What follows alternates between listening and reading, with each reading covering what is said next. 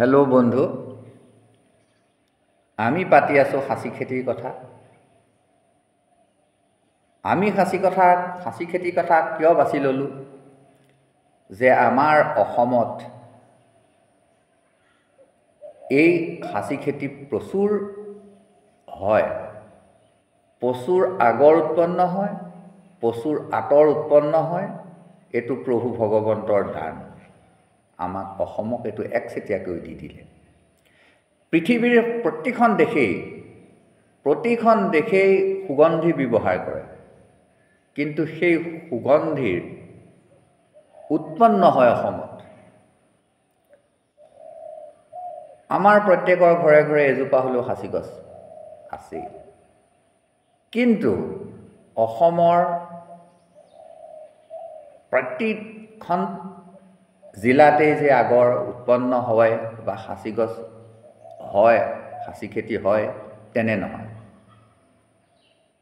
নামতি, শিৱসাগৰ, তিয়ক, যোৰহাট, তিতাবৰ, গোলাঘাট এইকেইটাই হ'ল প্ৰাকৃতিকভাৱে আগৰ পোৱাৰ উল্লেখনীয় ঠাই। এই তিতাবৰতে আপোনাৰ চাপৰি চুক বুলি এডোখৰ জেগা আছে, যিডোখৰ জেগাত ইমানেই খাচী গছ হয় আৰু তাৰ প্ৰত্যেক ঘৰ মানুহতে প্ৰচুৰ খাচী গছ আছে, আৰু তেওঁলোকৰ জীৱিকাৰ উৎস হ'ল খাচী আৰু চাহ। ধান খেতিও হয়, কিন্তু খাচী তেখেতসকলৰ একেবাৰে মুখ্য জীৱিকাৰ উপায়। আৰু এই খাচী গছবিলাক কাটি লৈ যায় আগৰৰ ব্যৱসায়ীসকলে নাহৰণি অঞ্চললৈ, কাৰণ নাহৰণি অঞ্চলত 90% মানুহেই এই আগৰ ব্যৱসায়ৰ লগত জড়িত। ৰাতিপুৱাই তেওঁলোকে কোনোবাই চাইকেল লৈ, কোনোবাই মটৰ চাইকেল লৈ এই অঞ্চলবিলাকত ঘূৰি ফুৰে। ক'ত ঘূৰি ফুৰে? নামচুঙি, জালুকনী, কুন্দাৰ, গোহাঁইগাঁও ইত্যাদি গাঁওবিলাকত আমাৰ নাহৰণিৰ মানুহবিলাক পিটাই ফুৰে, আৰু প্ৰত্যেক দিনেই শতাধিক খাচী গছ তেওঁলোকে সংগ্ৰহ কৰিবলৈ সক্ষম হয়। আৰু নাহৰণি অঞ্চলত যেতিয়া বস্তুখিনি গোট খাই গ'ল, কাঠখিনি গোট খাই গ'ল, সেই কাঠখিনি কাটি কুটি তেওঁলোকে আগৰ বাহিৰ কৰে। তেওঁলোকৰ দৃষ্টি যে আগৰ কিমান সংগ্ৰহ কৰিব পাৰোঁ গছকেইডালৰ পৰা, আৰু সেই আগৰটোৰ মূল্য হ'ল সোণৰ 3 গুণ। আৰু সেই কাটি কুটি থাকোঁতে যিখিনি চুচ ওলাইছে, আৱৰ্জনা ওলাইছে, সেই আৱৰ্জনাখিনি ড্ৰামত 2 মাহৰ পৰা 3 মাহ পৰ্যন্ত গেলাই ৰাখে। তাৰ পাছত নিষ্কাশন যন্ত্ৰত তেওঁলোকে বস্তুখিনি জুই দিয়ে। 10 দিনৰ পৰা 15 দিন পৰ্যন্ত একেৰাহে এটা নিৰিখত জুই দি থাকে, আৰু এই আঁতৰটো বাহিৰ হৈ যায়। এই আঁতৰ আৰু আগৰখিনি কি কৰে? পোনপটীয়াকৈ তেওঁলোকে চিলেটলৈ পঠিয়াই দিয়ে, মানে চিলেটৰ মানুহ আহি লৈ যায়। বাংলাদেশখনেই হৈছে পৃথিৱীৰ ভিতৰত অত্যাধিক খাচীৰ ব্যৱসায় কৰা জেগা। কিয়? তেওঁলোকে বস্তুটো বাংলাদেশৰ পৰা ডুবাইলৈ পোনপটীয়াকৈ পঠিয়াই দিব পাৰে বা লৈ যায়, কাৰণ দুইখন মিত্ৰ দেশ। ডুবাইত বস্তুখিনি গোট খায়, মানে বৃহৎ ষ্ট'ৰ, সাংঘাতিক এটা গুদাম আছে খাচীৰ ডুবাইত। তাতেই বস্তুখিনি সংৰক্ষণ হয়, আৰু তাৰ পৰা এই বস্তুখিনি কোনে কিনি নিয়ে?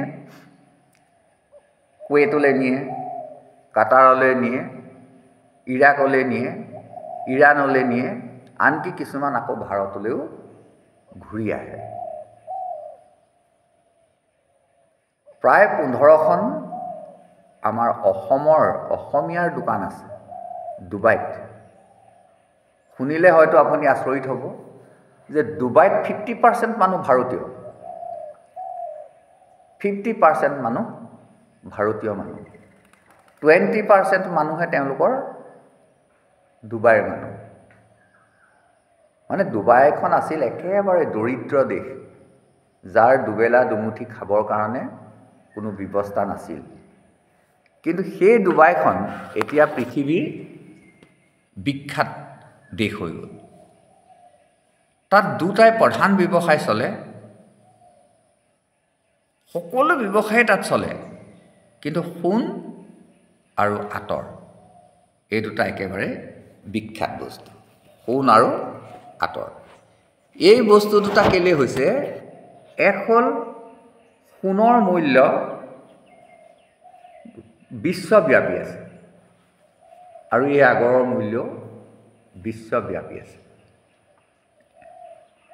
আপোনাৰ ডুবাইত এই যে সোণটো চবতকৈ লেতেৰা সোণ পায় আমাৰ অসমত।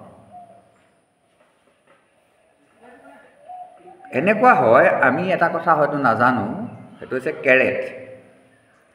আমি যেতিয়া সোণাৰী এজনৰ ওচৰলৈ যাওঁ তেতিয়া তেওঁলোকে কৈ দিব যে 24 কেৰেটৰ দাম ইমান, 22 কেৰেটৰ দাম ইমান, 21 কেৰেটৰ দাম ইমান বা 18 কেৰেটৰ দাম ইমান।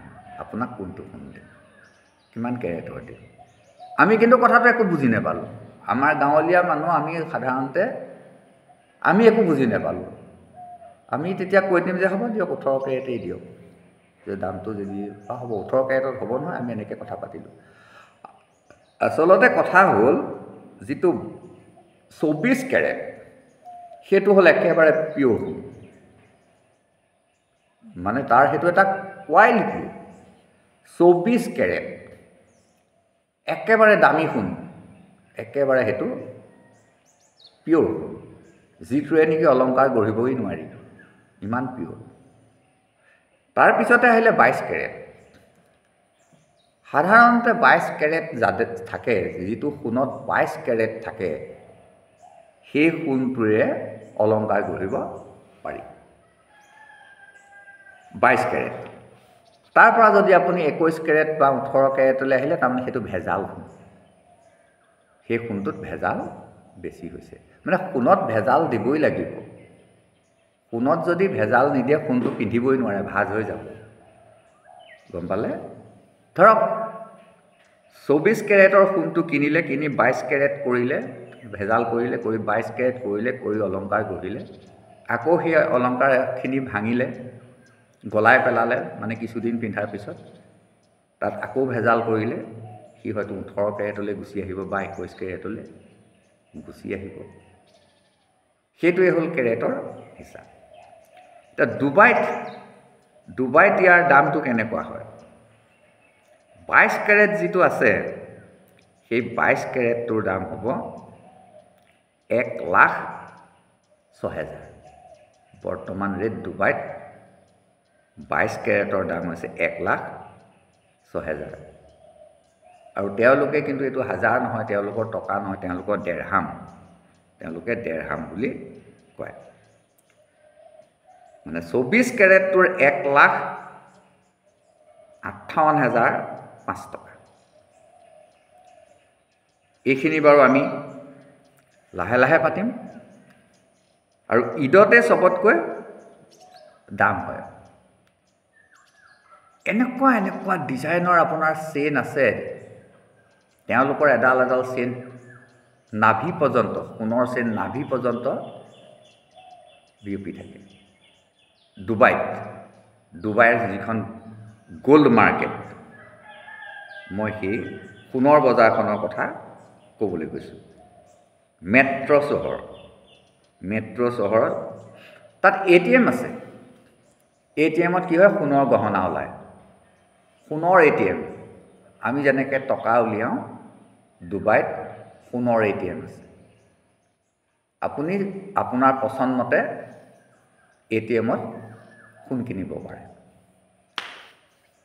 হেল্ল' বন্ধু, আকৌ কৈছোঁ, ডুবাইখন আছিল অত্যন্ত দৰিদ্ৰ দেশ, অত্যন্ত দুখীয়া দেশ, বালিময়, একো নহয়। কিন্তু তেওঁলোকে এতিয়া পৃথিৱীৰ ভিতৰত 3 নম্বৰ, পৃথিৱীৰ ভিতৰত ৩ নম্বৰ দেশ হৈ আছে। ইমান উন্নত দেশ কেনেকৈ হ'ল? তেওঁলোকে বাছি ল'ব জানিলে ব্যৱসায়। তেওঁলোকৰ প্ৰথম ব্যৱসায়টো আৰম্ভ হৈ গ'ল পৰ্যটন ক্ষেত্ৰ। তাত পৃথিৱীৰ বিভিন্ন দেশৰ মানুহবিলাকক আকৰ্ষিত কৰিলে। তেওঁলোকে দেশখন এনেকৈ সজাই পৰাই তুলিলে যে আকৰ্ষিত কৰিলে পৃথিৱীৰ বিভিন্ন দেশৰ অত্যন্ত ধনী ধনী দেশবিলাকৰ মানুহবিলাক, যাৰ কোটি কোটি টকা খৰচ কৰিব পৰা কেপাচিটি থাকে, সেই মানুহখিনিক তেওঁলোকে আকৰ্ষিত কৰিলে। আৰু তেওঁলোকে গৈ ডুবাইত গৈ তেওঁলোকে এই বস্তুবিলাক কিনিবলৈ বা বিকিবলৈ অগ্ৰসৰ হ'ল। সোণ কিনিবলৈ গ'ল, আঁতৰ কিনিবলৈ গ'ল, আনন্দ উপভোগ কৰিবলৈ গ'ল, সাগৰত নাচি বাগি সাঁতুৰি এনজয় কৰিবলৈ গ'ল। সেইটোৱে তেওঁলোকৰ মূল বস্তু, মূল চালিকা শক্তি। লগে লগে তেওঁলোকে কি কৰিলে? শিক্ষাৰ ক্ষেত্ৰত প্ৰচুৰ জোৰ দিলে। শিক্ষাৰ ক্ষেত্ৰত প্ৰচুৰ জোৰ দিলে, কাৰণ তেওঁলোকৰ জনসংখ্যা নিচেই কম। মানে এখন নগৰহে, এখন টাউন, ডুবাই এখন টাউন। নিশ্চয় বুজিব পাৰিছে। জেগা কম, মানুহ কম, বুদ্ধিমত্তা বেছি। মানুহখিনিৰ বুদ্ধিমত্তা বেছি। গতিকে তেওঁলোকে খুব কম দিনৰ ভিতৰতেই পৃথিৱীৰ ৩ নম্বৰ দেশলৈ যাবলৈ সক্ষম হ'ল। আৰু তেওঁলোকৰ যিখিনি কৌশল, সেই কৌশলখিনিও আমাৰ চৰকাৰেও গ্ৰহণ কৰিছে, কিন্তু বিফল হৈছে। ডুবাইত দুখীয়া মানুহ নায়েই। ডুবাইত প্ৰত্যেক ঘৰ মানুহে অট্টালিকাত থাকে, আৰু সেই অট্টালিকাবিলাক বনাই দিছে চৰকাৰে। কাৰণ তেওঁলোকক সেই মানুহখিনিক, দুখীয়া মানুহখিনিক দুখীয়া বুলি অনুভৱ কৰিবলৈ নিদিয়ে। সকলো পায়, চাউল, বিনামূলীয়া চাউল চৰকাৰে তেওঁলোকক দিয়ে। তেওঁলোকৰ যিকেইজন প্ৰশাসক আছে, সেই প্ৰশাসকসকলে তেওঁলোকক চাউলৰ যোগান ধৰে, আলুৰ যোগান ধৰে, দালিৰ যোগান ধৰে। খালি ভালকৈ তেওঁলোকে কাম কৰিব লাগিব।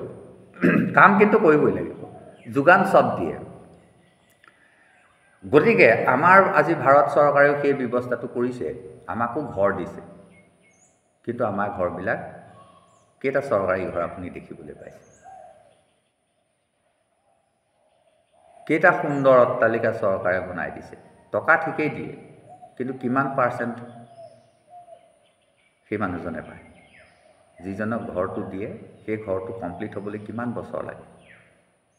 আমাৰ কি হৈছে? আমাৰ যিখিনি জননেতা, আমাৰ জননেতাখিনি প্ৰকৃততে জননেতা হয় জানো? তেওঁলোকে জনগণক কি কৰে? শাসন কৰে নে শোষণ কৰে? ক'বলৈ বেয়া লাগে। এবাৰ যদি এজন মানুহ জননেতা হয়, পৰ্বতসমূহ তেওঁৰ টকা হৈ যায়, পৰ্বতসমূহ তেওঁৰ সম্পত্তি হৈ যায়। আগততো তেনেকুৱা নাছিল। বিমলা প্ৰসাদ চলিহাৰ কিমান মাটি আছে? গোপীনাথ বৰদলৈৰ কিমান মাটি আছে? থাওপতে চব তৰুণ গগৈৰনো কিমান সম্পত্তি আছে? সেইখিনিলৈ মই নাযাওঁ, কাৰণ মোৰ উদ্দেশ্য সেইটো সমালোচনা কৰা নহয়। মোৰ উদ্দেশ্য হ'ল নিজৰ ভৰিত আমি কেনেকৈ নিজে থিয় হ'ব পাৰোঁ। আজি ডুবাইৰ কথাটো টানি অনা হৈছে কিয়? সেইটো কাৰণেই টানি আনিছোঁ। ডুবাইৰ লগত আমাৰ সম্পৰ্ক আছে, পোনপটীয়াকৈ নহ'লেও আমাৰ সম্পৰ্ক আছে। ডুবাইৰে সাঁচি বজাৰ আমি বন্ধ কৰি দিব পাৰোঁ। কোটি কোটি টকা তেওঁলোকে লৈ থকা ব্যৱস্থাটো আমি বন্ধ কৰি দিব পাৰোঁ। সেই মানুহখিনিক অসমৰ ফালে ধাৱমান কৰিব পাৰোঁ। কুৱেইট, কাটাৰ বা পাৰস্যৰ মানুহখিনিক আমাৰ অসমৰ ফালে আমি ধাৱমান কৰিব পাৰোঁ। সেইটোৱে হৈছে সাঁচিৰ দ্বাৰা, সোণৰ দ্বাৰা। সোণ অসমত উৎপন্ন হয়। আপুনি চাওক, আহোম ৰজাই যেতিয়া আমাৰ দেশখন শাসন কৰিছিল, তেওঁলোকৰ বিচনা সোণৰ আছিল, তেওঁলোকৰ ভাত খোৱা কাঁহী সোণৰ আছিল, ধোৱা খোৱা সোণৰ আছিল। তৰোৱালৰ মুঠিবিলাক সোণৰ আছিল, আসনখন সোণৰ আছিল, চব সোণেই আছিল। ক'ত পাইছিল? সোৱণশিৰি নদীৰ বালি ধুই ধুই ধুই ধুই সোণোৱালসকলে সোণবাহী কৰিছিল, আৰু সেই সোণেৰে আমাৰ স্বৰ্গদেউসকলে আটক ধুনীয়াকৈ নিজৰ ৰাজকাৰেং সজাই তুলিছিল। আৰু যেতিয়া ৰজাক মৈদাম দিছিল তেতিয়া তাত সোণৰ বিচনা দিছিল। অৰ্থাৎ চমু কৰিছোঁ যে এজন ৰজাৰ যিমানখিনি প্ৰয়োজনীয় বস্তু আছিলে গোটেইখিনি সোণৰে দি দিছিল। যি কি নহওক, লাহে লাহে অসমত যেতিয়া মানৰ আক্ৰমণ হ'ল, ইংৰাজসকল আহিল, মাউণ্ট ব্ৰিটেইন আহিল, গম পাইছেনে? তেওঁলোকে অহাৰ লগে লগে কি হৈছে, আমাৰ গোটেই সোণবিলাক হৰলুকি হৈ গ'ল।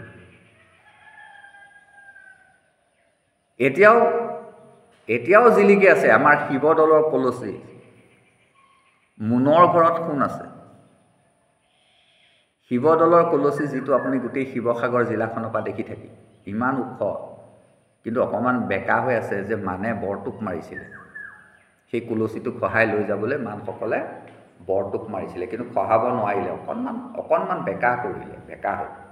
চব কিমান স্থাপত্যটো আমাৰ শিল্প কিমান মজবুত আছিল যে বৰটোপ মাৰিও সোণৰ কলচীটো, শিৱদৌলৰ সোণৰ কলচীটো খহাব নোৱাৰিলে। আমাৰ কি নাই? ৰংঘৰ আছে, কাৰেংঘৰ আছে, তলাতল ঘৰ আছে, গড় আছে, হাতী আছে। অসমত বহুত আপুৰুগীয়া সম্পদ আছে যিখিনি পৃথিৱীত নাই। গড় পৃথিৱীত নাই। সেই গড় আছে, দুশিঙীয়া গড় আছে, কিন্তু এশিঙীয়া গড় নাই। গতিকে পৰ্যটকক আমি আকৰ্ষণ কৰিবৰ পৰা আমাৰ স্ক'প আমাৰ আছে,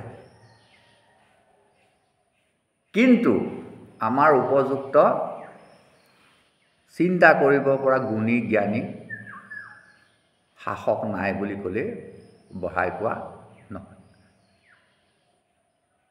আজি 7 ৰাজ মাৰি 1 ৰাজ কোনে কৰিছিল? আহোমসকলে। যেতিয়া চাওলুং চুকাফা পাটকাই পৰ্বত পাৰ হৈ আহি দেখিলে 17জনেই মানুহ আহিছিলে, তেওঁলোকে আহি যেতিয়া দেখিলে যে অসমখন অৰাজক, থুপ খাই খাই একোটা জাতি জনজাতি আছে, তেওঁলোকৰ মাজত মৈত্ৰী ভাৱ নাই, তেওঁলোকে লাহে লাহে এই মানুহখিনিক এটা এটা এটা এটাকৈ ফৈদবিলাক নিজৰ আয়ত্তলৈ লৈ গৈ এখন বৰ অসমৰ সৃষ্টি কৰিলে। গোটেই অসমখন আহোমৰ দখললৈ লৈ গ'ল। অৰ্থাৎ 7 ৰাজ মাৰি 1 ৰাজ কৰিলে। মিত্ৰতাৰে, তাকো মিত্ৰতাৰে, যুদ্ধ কৰি কৰি নহয়, মিত্ৰতাৰে। কাৰণ তেওঁলোকৰ অকল পুৰুষসকল আহিছিলে, আৰু তেওঁলোক আহি পেলাইনি কি হ'ল, ইয়াতে বৈবাহিক সম্বন্ধ স্থাপন কৰিলে। প্ৰত্যেক জাতি জনজাতিৰ লগত বৈবাহিক সম্বন্ধ স্থাপন কৰিলে, আৰু গোটেই অসমখন তেওঁলোকে 600 বছৰ শাসন কৰিলে। এবছৰ দুবছৰ নহয়, 600 বছৰ শাসন কৰিলে। 600 বছৰ শাসন কৰাৰ পিছত কি হ'ল? গৃহকন্দল। তেওঁলোকৰ মাজত আহি গ'ল গৃহকন্দল। হাত দিলে তিৰোতাৰ গাত, সতী জয়মতীৰ গাত। চব তিৰোতাৰ গাত হাত দিয়াৰ লগে লগে সমূলঞ্চে ধ্বংস হয় এটা পৰিয়াল বা এখন দেশ। ৰাৱণ মৰিল সীতাৰ গাত হাত দি, মানে সীতাক অপহৰণ কৰি। দুৰ্যোধন মৰিল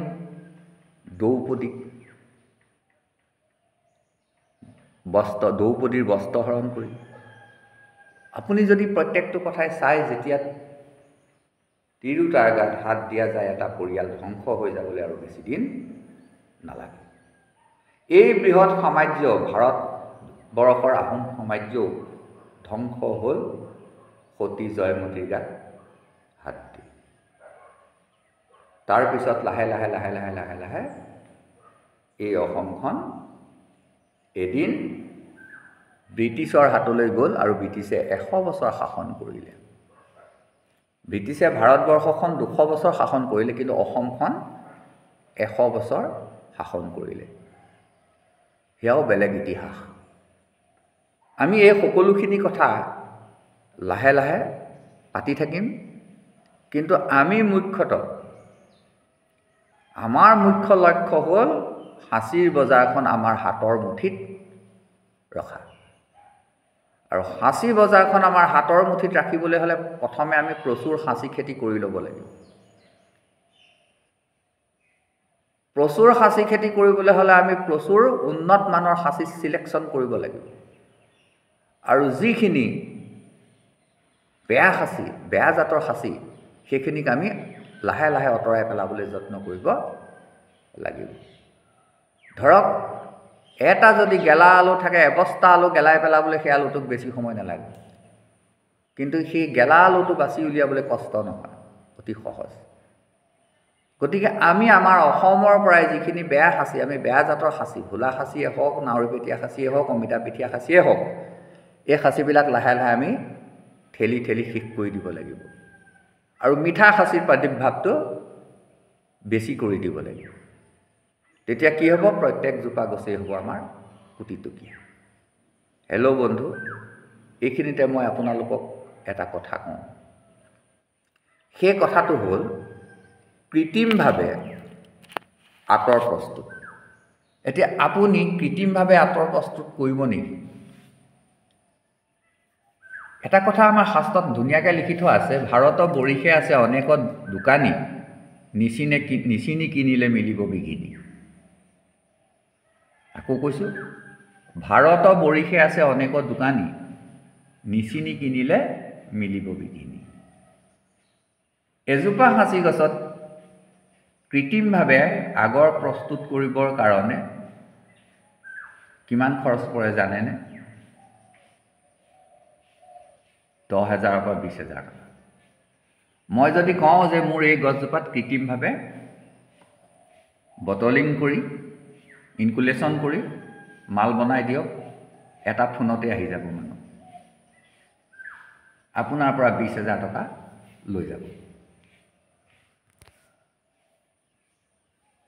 দি দিয়ক। আপোনাৰ যদি পইচা আছে, আপোনাক যদি গছজোপা 5 লাখ টকীয়া কৰি দিম বুলি কৈছে, আপুনি দি দিয়ক, মই আপোনাক একো নকওঁ। কিন্তু তাকে নকৰি মই কওঁ যে আপুনি মিঠা সাঁচি খেতি কৰক, আপুনি আপোনাৰ 20,000 টকা খৰচ কৰি গছ এজোপাত ইনকুলেশ্যন কৰি, বটলিং কৰি পইচা ল'বলৈ হাবিয়াস নকৰিব। যদি আপোনাৰ ঘৰত এতিয়াও কৈছোঁ, যদি আপোনাৰ ঘৰত এতিয়াও 5 ফুট গোলাই গছ আছে, 4 ফুট গোলাই গছ আছে, আপুনি 20 কেজি গজাল মাৰি দিয়ক। মই আকৌ আপোনাক বটলিং নকৰিব বুলি কোৱা নাই দেই। মাটি আনক, 20,000 দি আপোনাৰ গছজোপা ইনকুলেশ্যন কৰি দিয়ক, আপোনাৰ 20,000 পইচা দিবলৈ আপুনি সক্ষম, 20,000 টকা দি দিয়ক।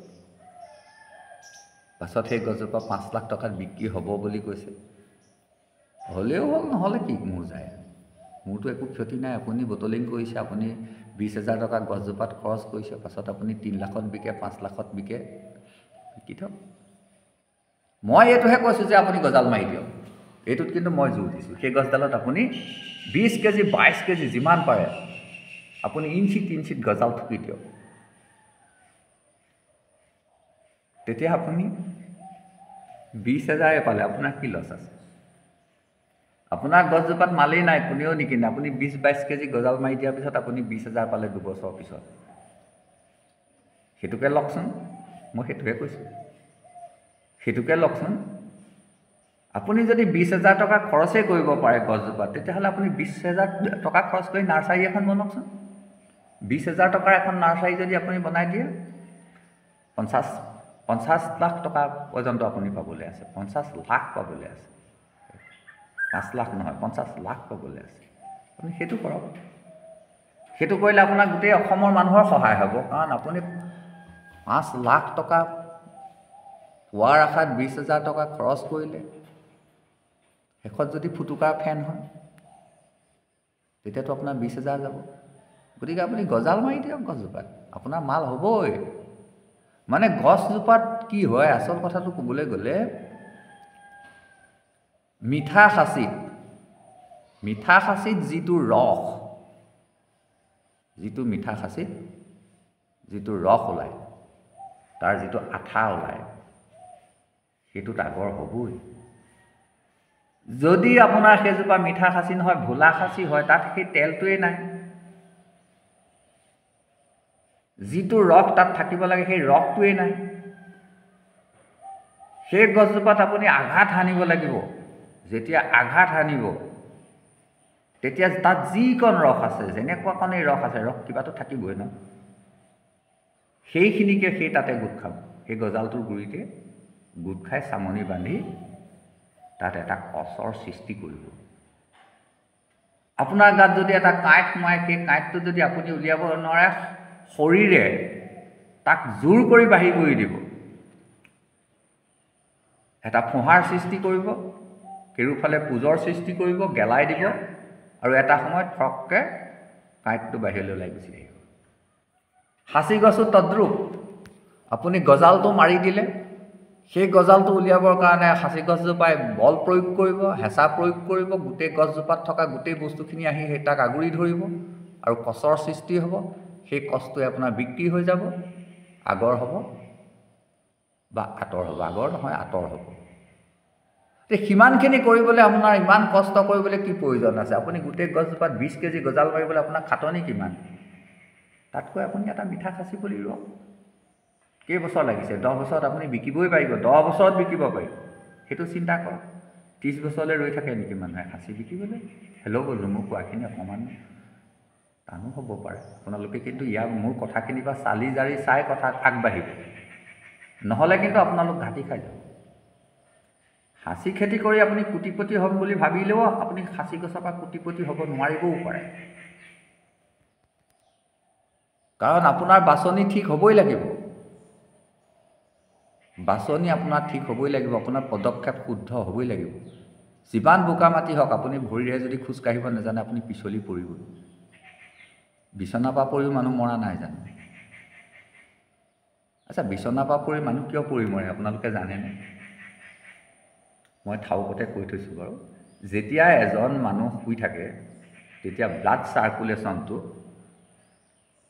এটা গতিত গৈ থাকে, পথালিকৈ গৈ আছে, নহয়নে?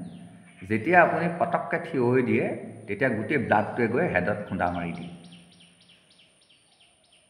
গতিকে মানুহ সাধাৰণতে বিচনাৰ পৰা উঠিয়েই ঢাপকৈ পৰি বহি থাকে, প্ৰেছাৰ থকা মানুহবিলাক। সেইকাৰণে প্ৰেছাৰ থকা মানুহবিলাকে কি হৈছে, ৰাতিপুৱা যেতিয়া সাৰ পায়, সাৰ পোৱাৰ লগে লগে অকণমান বিচনাতে মাত্ৰ 1 মিনিট ইকাতি সিকাতি কৰিব লাগে। ইকাতি সিকাতি কৰি পেলাই তেওঁ উঠিব লাগে, তেওঁ কেতিয়াও বিচনাৰ পৰা পৰি নমৰে। 2 নম্বৰ কথা হ'ল, সেইটো বেলেগ চেপ্টাৰ, সেইটোতো মই নাযাওঁ। মই আকৌ খাচী খেতিৰ পৰা বাইপাছলৈ আজি যাবলৈ মন কৰা নাই। মোৰ এইজোপা গছ মিঠা খাচী, একদম সুন্দৰ মিঠা খাচী। এই গছজোপা চক, এই অমিতা গছৰ লগত মই প্ৰায় সমান কৰিম। মই আগত কৈছিলোঁ যে মই এই গছজোপা অমিতা গছজোপাৰ লগত সমান কৰিম। এতিয়া মোৰ 3 মাহেই হোৱা নাই, এই অমিতা গছত লাগু লাগু হৈ গ'ল। আপোনালোকে যদি আগৰ ভিডিঅ' চাইছিলে তেতিয়া বুজি পাইছে যে মানুহজনে ঠিকেই কৈছিলে যে ভাওকৈ বাঢ়ি গৈছে। ভাওকৈ বাঢ়ি যাব। খাচী গছ এনেকুৱা এটা বস্তু, নিম গছৰ পিছতেই আপুনি যদি ঘোঁৰা নিম ৰুইছে তেতিয়া গম পাব, এজোপা ঘোঁৰা নিম এবছৰতে প্ৰকাণ্ড হৈ যায়। আৰু খাচী গছো তেনেকুৱাই। যে খাচী গছ এজোপা দীঘল ডাঙৰ কৰিবৰ কাৰণে বেছি দিন ৰ'ব অকণো নালাগে, ইমান দ্ৰুত গতিত বাঢ়ি যায়। কিন্তু মিঠা খাচী হ'ব লাগিব। এতিয়া মই আপোনাক দেখুৱাই থৈছোঁ, ঠাউকতে মই দেখুৱাই দিছোঁ, আপুনি মন কৰক। এইজোপা মোৰ খাচী গছ আৰু সেইজোপা মোৰ নিম গছ। এই যে পলিথিনখন লাগি আছে, সেইজোপা হ'ল নিম গছ। চব কেনেকৈ বাঢ়িছে। এজোপা নিম গছ আৰু এজোপা খাচী গছ কেনেকৈ বাঢ়িছে। কিন্তু এইখিনিতে আপোনালোকক আৰু এটা গুৰুত্বপূৰ্ণ কথা কৈ যাওঁ। নিম গছ থাকিলে খাচী গছ খুব বাঢ়ে, কিন্তু নিম গছ থাকিলে আপোনাৰ খাচী গছ ধ্বংস কৰি দিব। নিম গছত এবিধ পৰুৱা থাকে, ক'লা ক'লা এবিধ, মেজাৰলি বুলি কয়। মেজাৰলি পৰুৱা থাকে। সেই মেজাৰলি পৰুৱাটোৱে কিন্তু খাচি গছৰ পোক খাই খুব ভাল পায়। গতিকে আপুনি বৰ বেছি এডাল বা দুডাল নিম গছ থ'ব পাৰে, কাৰণ নিম গছডালে এই খাচি গছজোপাক অলপ সহায়ো কৰে। তাৰ যিটো বায়ু অতি পবিত্ৰ বায়ু, গতিকে নিম গছজোপাই খাচি গছজোপাক আওপকীয়াকৈ অকণমান অক্সিজেনৰ যোগান ধৰে, নাইট্ৰজেনৰ যোগান ধৰে, মানে অক্সিজেন আৰু নাইট্ৰজেন দুটা যোগান ধৰে। গছবিলাকে বাৰু অক্সিজেন খায় নে নাইট্ৰজেন খায়? গছবিলাকেও শ্বাস প্ৰশ্বাস লয়। গছবিলাকে কিন্তু শ্বাস প্ৰশ্বাস লৈ থাকোঁতে অক্সিজেনেই লয়, কিন্তু আহাৰ প্ৰস্তুতত ই নাইট্ৰজেন ব্যৱহাৰ কৰে আৰু অক্সিজেনটো এৰি দিয়ে। সেয়ে গছ আমাৰ বন্ধু, গছেই আমাৰ পৰম বন্ধু, আৰু চবতকৈ ডাঙৰ বন্ধু খাচি গছ। কাৰণ খাচি গছে আমাক অক্সিজেন দিয়াৰ লগে লগে কি হৈছে, আমাক মোটা অংকৰ টকা দিয়ে। এই গছজোপা যে মোৰ দেখি আছে, এইজোপা লাখটকীয়া গছ। মই আপোনাক একদম আগ অংশটোহে দেখুৱাই আছোঁ। প্ৰকাণ্ড গছ, একেবাৰে বেৰৰ দাঁতিৰে ৰুই থৈছোঁ, টকা ল'ম বুলিয়ে ৰুই থৈছোঁ বেৰৰ দাঁতি, নে কোনেও নিব নোৱাৰে। ৰাতি খিৰিকীখন মেলিও পৰ্দাখন আঁতৰাই থ'লেই দেখি থাকোঁ। লাইট জ্বলাই থ'লেতো কথাই নাই। এতিয়া খাচী বাগানত CC কেমেৰা লগাইছে বহুত মানুহে, লগাবইতো। কোটি টকাৰ গছ আছে, কেলৈ নলগাব? হেল্ল' বন্ধু, আমি পাতি আছোঁ সোণ আৰু সোণতকৈ 3 গুণ দাম আগৰৰ কথা পাতি আছোঁ। আমি আমাৰ জীৱন সলনি কৰি পেলাম, চাই থাকক। আমাৰ জীৱন সলনি কৰি পেলাম খাচী গছৰ পৰাই। আকৌ ক'লোঁ, আপুনি যদি খাচী গছৰ এখন নাৰ্চাৰী বনাই দিয়ে, এটা পুলিত খৰচ কৰিলে 50 পইচা, বিক্ৰী হ'ল আপোনাৰ 12 টকা, আপোনাৰ কিমান লাভ হ'ল? 9 টকা 50 পইচা, 9 টকা 50 পইচা লাভ হ'ল, তাকো 6 মাহত। ঠিক এতিয়া আপোনাক কিমান টকা লাগে, আপুনি সিমান কাম কৰক। আপোনাক যিমান টকা লাগে, আপোনাক এখন কাৰ লাগে, আপুনি একে বছৰত ল'ব পাৰিব। 14 লাখ টকা একে বছৰত ল'ব পাৰিব। আৰু এই খাচী পুলিখিনি আপুনি ভাবিছে নেকি আপোনাৰ অঞ্চলটোতে বিক্ৰী হ'ব? নহয়,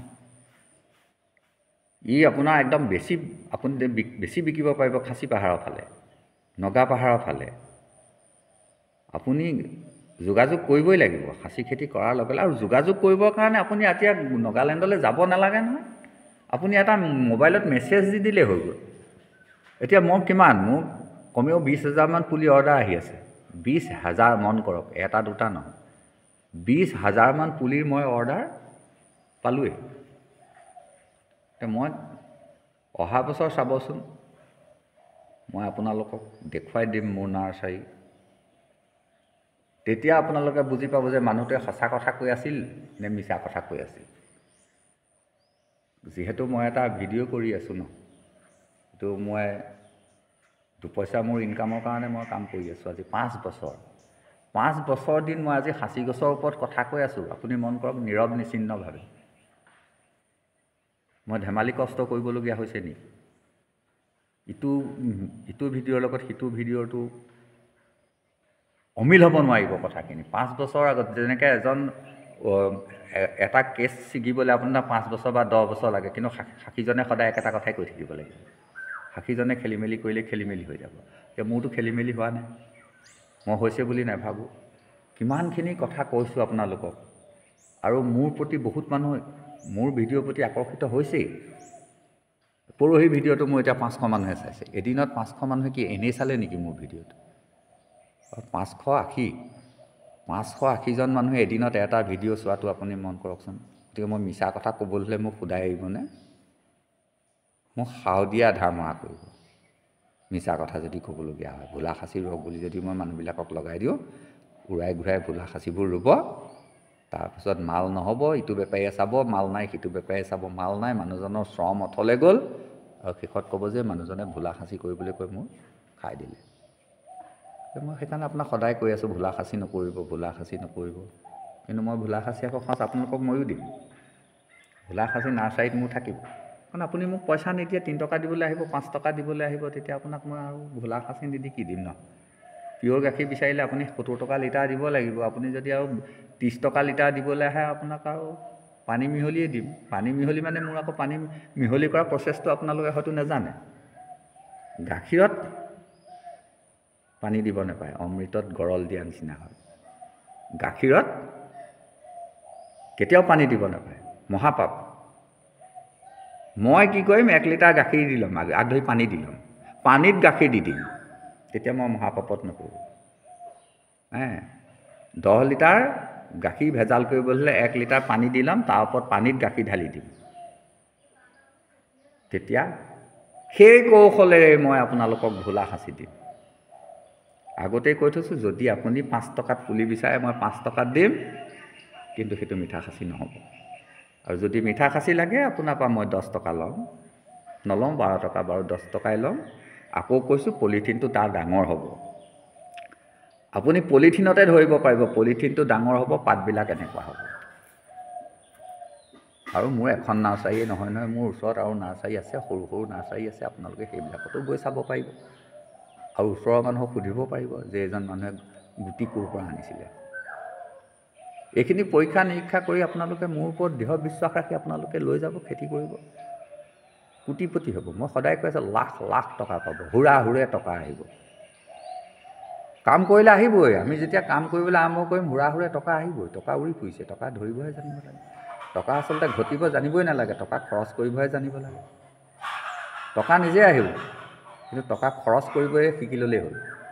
খৰচ কৰিবলৈ শিকিলে আপুনি ধনী হৈ যাব, ঘটিব জানিব নালাগে। হেল্ল' বন্ধু, বহুত দীঘলীয়া নকৰোঁ, আজিলৈ আহোঁ, আকৌ লগ পাম, ধন্যবাদ।